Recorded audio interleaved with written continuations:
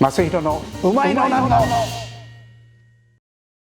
うまいのなんのの正弘です。今回と次の回に分けて松茸をご紹介したいと思うんですが、日本の秋の味覚といえばなんてったって松茸ですよね。昔から香り松茸味しめじと言われてて、松茸はキノコの中でも別格の存在なんですが、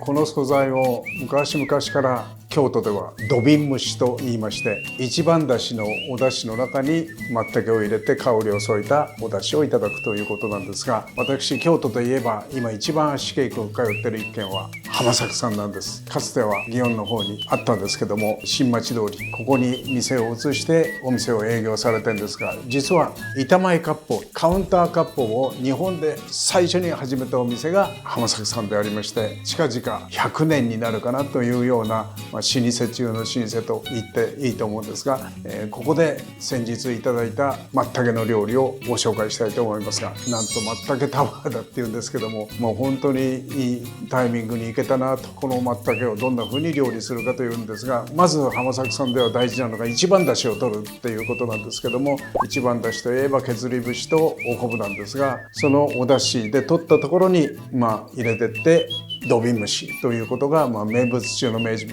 なんですが、ハモの骨切りをしていく。そのハモの骨切りをするっていう技術が、実を言うとハモ切り包丁ってもっと大きいんですが、浜作さんは柳といってお刺身を切る包丁を使い込んだやつでこう切っていく。本当に皮まで全部切っちゃうんじゃなくて8分目までいくようなもう絶妙の切り方でハモの骨切りをされたやつを使うんですが、それを湯がいたやつ、それをお椀の中に入れておきまして、土瓶の中には刻んだ、これも刻み方もいろいろあって場所によって味香りが違うからというのをもう土瓶の中に詰め込むだけ詰め込んどいて、よく土瓶蒸しっていうと中に銀杏が入ってましたりエビが入ってましたり、松茸だけではいけないんで、そういうふうに、お値段のこともあって松茸の他に入れるんですが、浜作さんはもう中に詰め込んであるのはハモと一緒にさせるための松茸だけ、三つ葉がちょっと入ってるんですけども、さあできましたというんで目の前に運ばれてきますと、この急須のような形をしたおちょこのところにまず中からのお出汁をいただきます。うわー、一番だしのところに、松茸の香りを添えたやつがうわー美味しいなと、本当に神経集中しないとそこら辺の優しい味わいは、淡い味わいは分かんないんですが、ほどなくしてお椀が黒塗りのお椀が出てまいります。その蓋を開けますと、なんとお椀にはなってなくてハモを湯がいたやつがそのまんま入ってる。ご主人の森川さん曰く、そこに急須からお出汁をついで、でハモのところに松茸を自分で移して三つ葉も移して、さあそれを召し上がると。なかなかこういうやり方でやってくれるお店っていうのはないと思って、これこそ浜作流かなというふうに思うんですが、横に柑橘があるんですけど、もう初めはそういうものを使わずにそのままいただいて、最後の方にちょこっとすだちなんかを入れるっていうような食べ方で、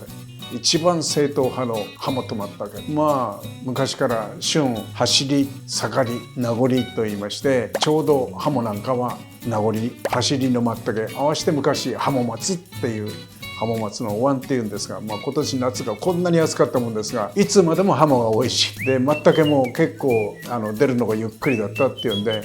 昔から出会い物っていうようなことで名残と走りが一緒になってるんですが、両方盛りかなっていうくらいの味わいのものをいただいてまいりました。そしてここもう一つ名物が浜作さんでは最後に出てくる松茸ご飯です。本当はご飯っていうのは白い炊きたてのものだけを言うんですけども、そこの中に具を入れますと本当は飯なんですね。だから鯛飯、鯛ご飯じゃなくて鯛飯。なぜかたけのこご飯と松茸ご飯は具材を入れて炊き上げるのにご飯って言うんですよね。2つの食材に敬意を払ってかなと思うんですが、本当に細かく刻んだやつを炊き込んでいったやつを移すんですが、移すのがなんと黒塗りの漆の器に移して、その移す時もお米粒が潰れないように本当にサラサラっていうような感じで移し込んだのをお茶碗によそっていただいて、私たちお客さんがいただくという、土鍋からいきなりこう炊くんじゃすぐんじゃないっていうところが、これまた浜作さんの